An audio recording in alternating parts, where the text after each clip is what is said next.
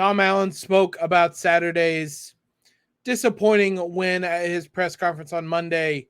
Did anything he said make us feel any better about the Hoosiers moving forward? You are Locked On Hoosiers, your daily podcast on the Indiana Hoosiers. Part of the Locked On Podcast Network, your team every day.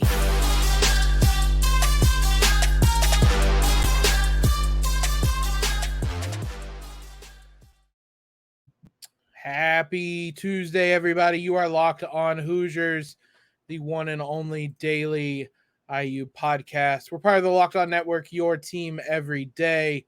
Appreciate you making us your first listen wherever you may be listening from, whether it's Spotify, YouTube, iTunes, you know the deal. Make sure you guys download the GameTime app, create an account, use code LOCKEDONCollege for $20 off your first purchase, especially if you're going to, going to the IU game. You probably aren't going to Maryland, but Colts games, Pacers games coming up, IU games, whatever it may be, make sure you're using GameTime. Tom Allen had his weekly press conference on Monday. Obviously, there was a lot to discuss, and not in a good way on this Monday about where the Hoosiers are. The biggest questions remain on the offense. He didn't fire Walt Bell. I kind of mentioned it. He said the word change a lot after Saturday's game and the post-game press conference. I didn't really imagine he was going to fire Walt Bell. He's pretty slow to the trigger on those, but it's worth noting. Here's what he did say about the offense. What we did wasn't effective and wasn't good enough, especially down there in the score zone. I don't know why he called it the score zone and not the red zone. So to me, that's about being able to score points, and that right now is something we're not doing at a high enough level. They're barely doing it at all, and certainly not at a high enough level. Yeah, things have to change, and I will say that everything since that disappointing performance has been about needing to make changes, needing to figure out the offense, needing to fix things, needing just to start over in some sense. He hasn't said that much, but it's been a lot about changing. The question is, do you trust this coaching staff to implement the right changes and do so successfully, make the right changes, do so successfully? I have questions about that, and I think most people should, because it is it's in a coaching staff that took quite a while to land on Tayven Jackson, who I think pretty clearly has the chops and should have been the guy. And it's a coaching staff that got IU to this point so far. Why should we believe that they're going to do things differently? I don't know. I mean, with this offense, this isn't really a one-year isolated issue. The offense was not great last year. Now, it was different. You had someone like Connor Bazelak, a little bit more experience, that was able to do a little bit more, same as Jack Tuttle, but the offense wasn't really good last year. They kind of landed on something with Dexter Williams at the end of the year, but that was such a small sample size and such a drastic change from where they were at the beginning of the year that it's hard to really know how much of that was the coaching staff kind of striking gold, or how much of that was just being such a different team than they were at the beginning of the season. I digress. What I will say is I don't have a great amount of faith in this coaching staff, and Walt Bell doesn't deserve a great amount of faith. Now, Tom Allen was kind of asked who's to blame, what's to blame for this offensive failure. Here's what he said. It's a little bit of a longer quote. We're not scoring the points we need to score without question. To me, we've got to do a better job of that. To everyone, you've got to do a better job of that. That's everything. It's play calling, it's technique, it's the scheme adjustments, it's everything we need to do to be able to maximize our guys and help us get the ball in the end zone. At the end of the day, we're performance-based assessment, and we've got to perform as players and as coaches. So the goal is to get the ball in the end zone offensively so we can win football games. That is the goal. I can confirm that. So I will say it's noteworthy. He specifically said it's the play calling in terms of things they have to do a better job of, and it was the first thing he said. I will say this. This feels a lot like last year when it was very clear that the offensive line coach needed to go, but we had to wait maybe an extra 2 games to get to that point. I think at this point it's pretty clear Walt Bell is not that guy, which shouldn't be a shock. It was a weird kind of hire when he came in. I don't think he's that guy. And my fear is going to be we're going to have to wait 2 more games to find that out.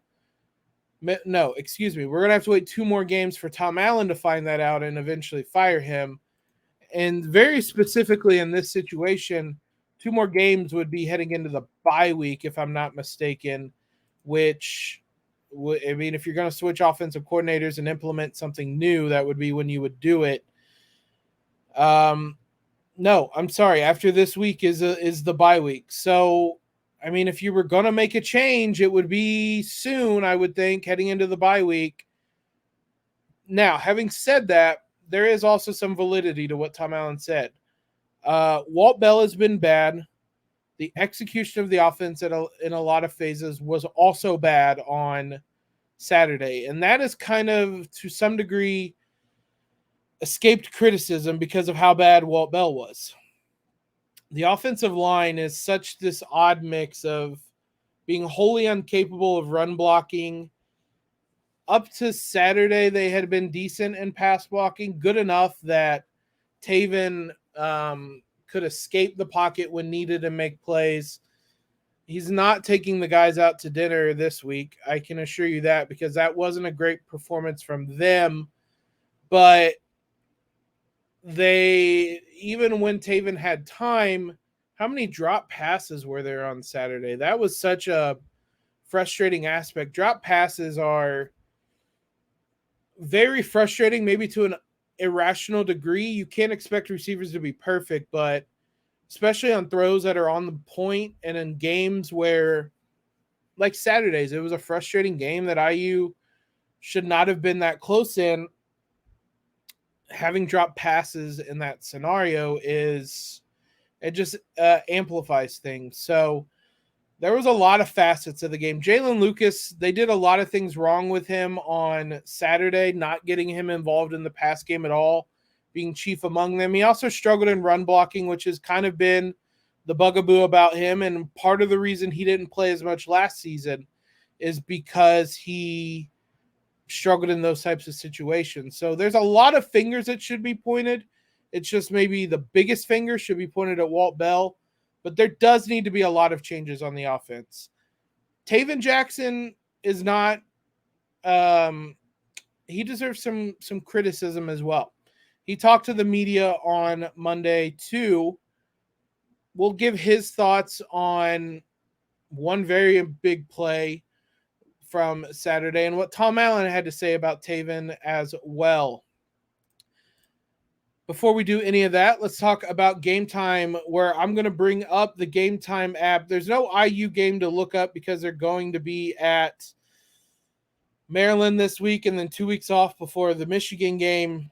But there are Rams and Colts tickets on the app right now. My favorite feature on the app, you're not going to be able to see it, maybe a little bit depending on how I hold this. Those are all pictures of what your view will look like if you buy tickets from that, buy those tickets for the Rams-Colts game. Easily my favorite feature about the GameTime app. You're going to know exactly where you're sitting, what you're going to see, what you might not see from those seats. And that is why I love the GameTime app. It has deals on tickets right up to the start of the event as well, even an hour before it starts. Even an hour after it starts. It's the place to find last-minute seats. Find exclusive flash deals and sponsored deals on tickets for football, basketball, baseball, concerts, comedy, theater, and more. With zone deals, you pick the section and GameTime picks the seats for an average of 18% savings. And the GameTime guarantee means you'll get the best prices. If you find tickets in the same section and row for less, GameTime will credit you 110% of the difference. Download the GameTime app, create an account, use the code LOCKEDONCollege, all one word, for $20 off your first purchase. Terms apply. Again, create an account, redeem code LOCKEDONCollege, all one word, for $20 off. Download GameTime today. Last minute tickets, lowest price guaranteed. Appreciate you guys always making us your first listen throughout the years. We started this from scratch. You guys have been an awesome audience that has grown with us. Appreciate you guys for that. And I hope you guys are doing the same with Locked On College Football Kickoff Live. They've just started from scratch this season. They come live to you every Friday, 11 a.m. to 1 p.m. on any Locked On College YouTube channel. So be sure you guys are subscribed to them and you are supporting them the way you have supported us. They'll have everything you need to know with the in-depth analysis you can only get at Locked On about each week of a lot of college football action. Tayven Jackson, I think it's safe to say that was his worst game as a Hoosier. I'm not really counting the first game. That first game was weird. I'm not counting that. Since that was his worst game as a Hoosier. We mentioned some of it wasn't on him. Some of it was on him. I thought there was a tremendous point made during the broadcast about why so many of his throws are high, and it having to do with the amount of arm power he has and not being able to harness that as much. That's very fair, and that makes sense. And also, it makes sense because he's a young quarterback.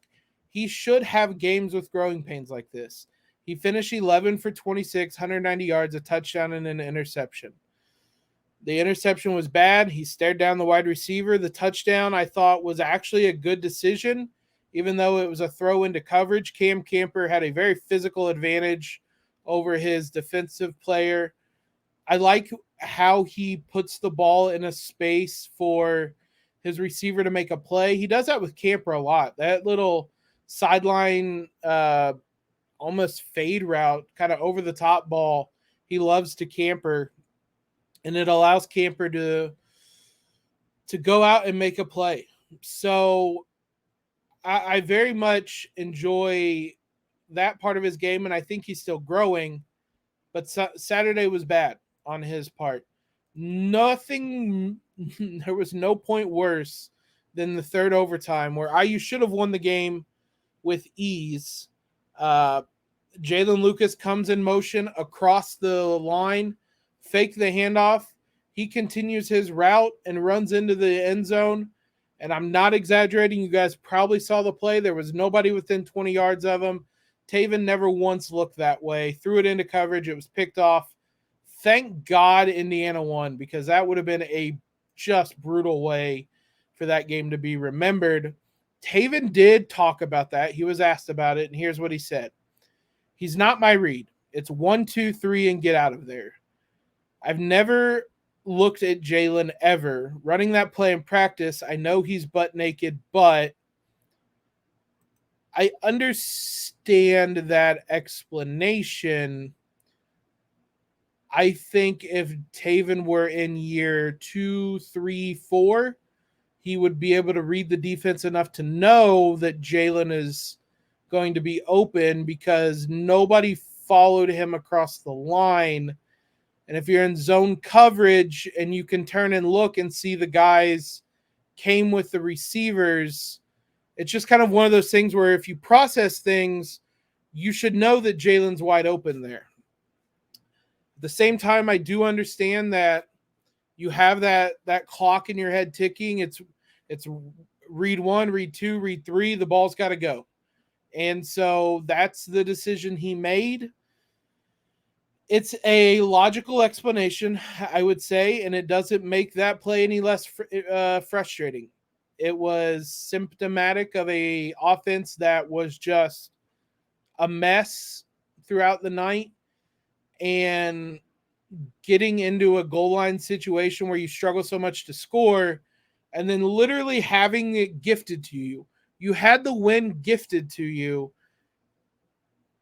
and not to be able to come away with it was frustrating. I was saying a lot of curse words after that play, not directed at anybody, just at the general idea of what this game was becoming.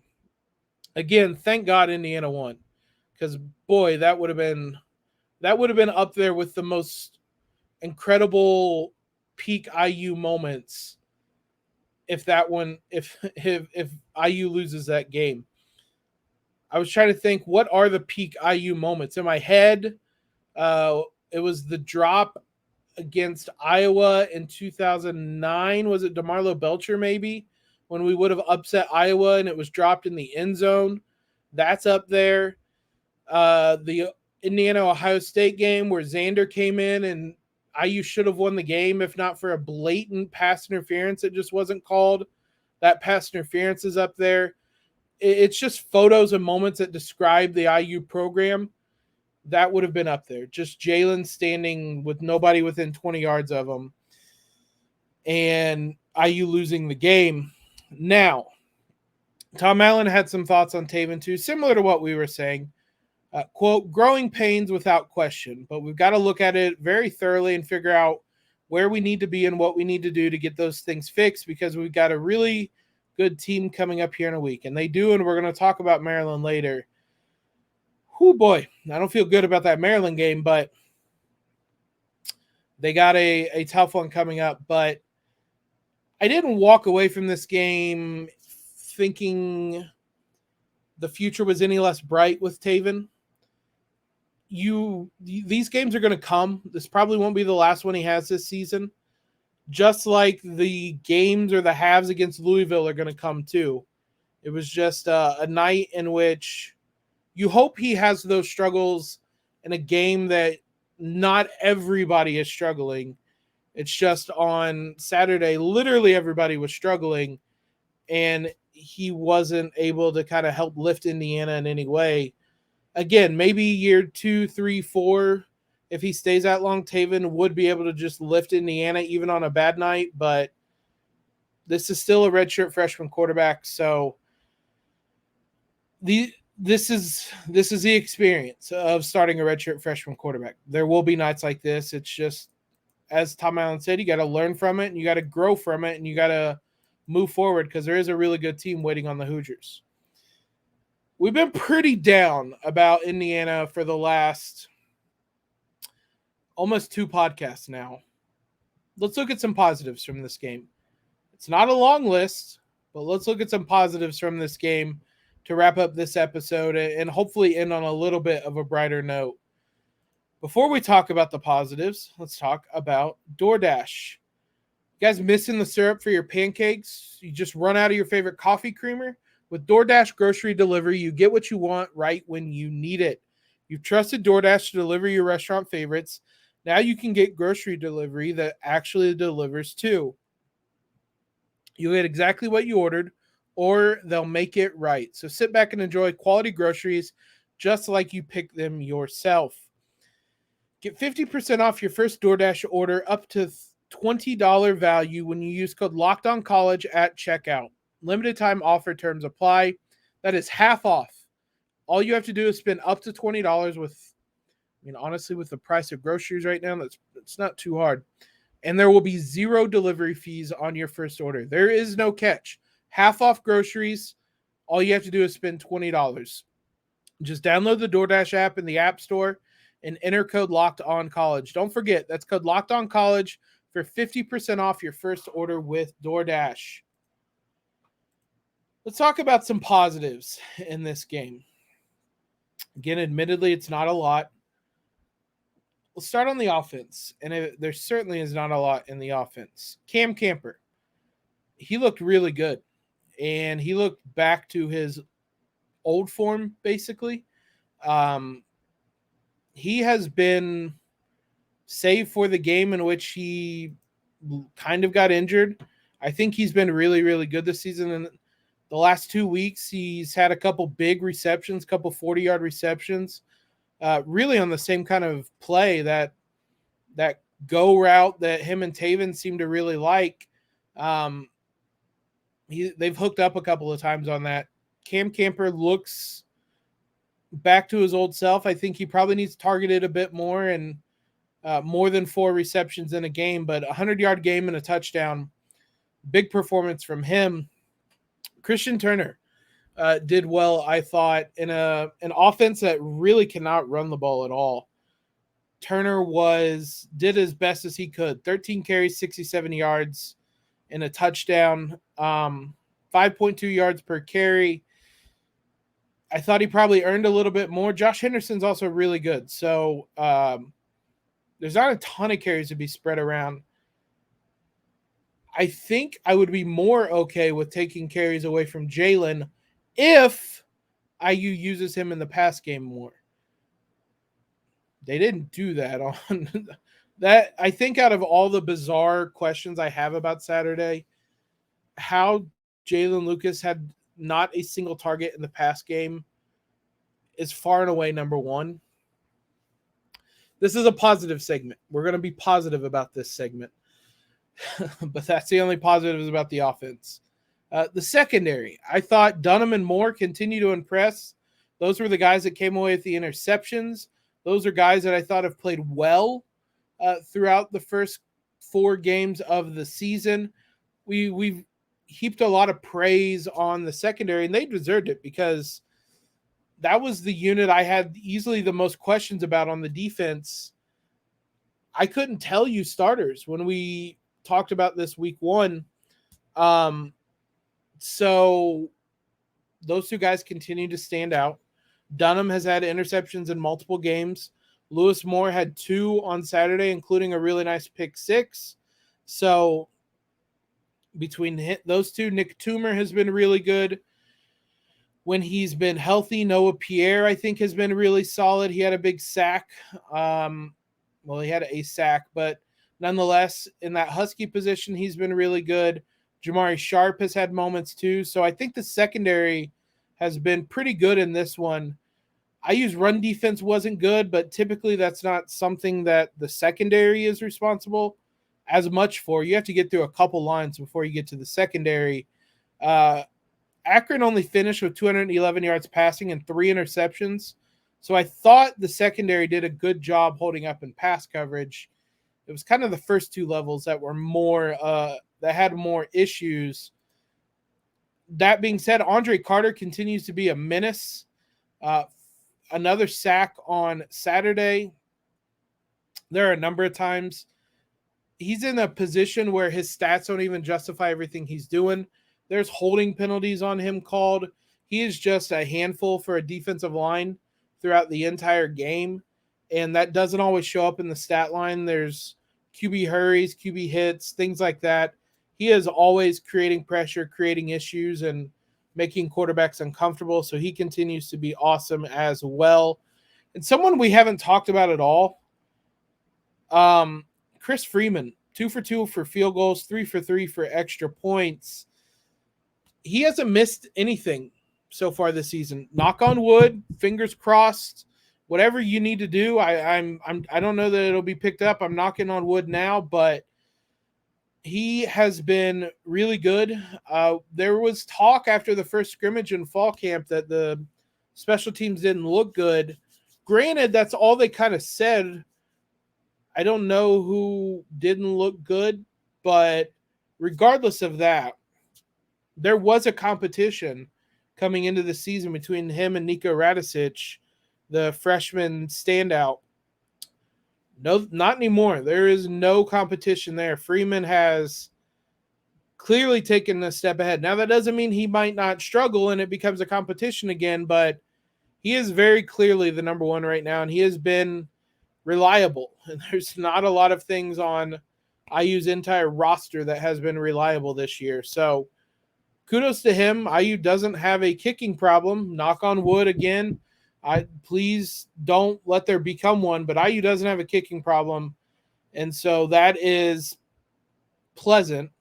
I wish there were less field goals taken and more touchdowns scored in the red zone, but the rate IU is doing things, getting points in the red zone, period, is a miracle. So shout out to Freeman for giving the Hoosiers that. thanks to all you guys for suffering through a IU football podcast, much as the way you suffered through an IU football win on Tuesday. Tomorrow we'll do our Recruiting Wednesday episode. Thursday we'll look ahead to Maryland. Friday we'll get you the latest and get you all caught up. So you guys know the deal. You know the schedule at this point. We're going to be here every day this week to get you through right up to Saturday's game. Make sure you guys are subscribed wherever you're listening at. Follow on Twitter at LO_Hoosiers. You can follow me at Jacob Rude. It's on the YouTube page as well. Thank you guys for always supporting us and being here each and every day, especially during the dark days of football. There'll be brighter days of basketball ahead, but let's get through this football season before we get there. As always, guys, I hope you have a great Tuesday, and most importantly, hell yeah.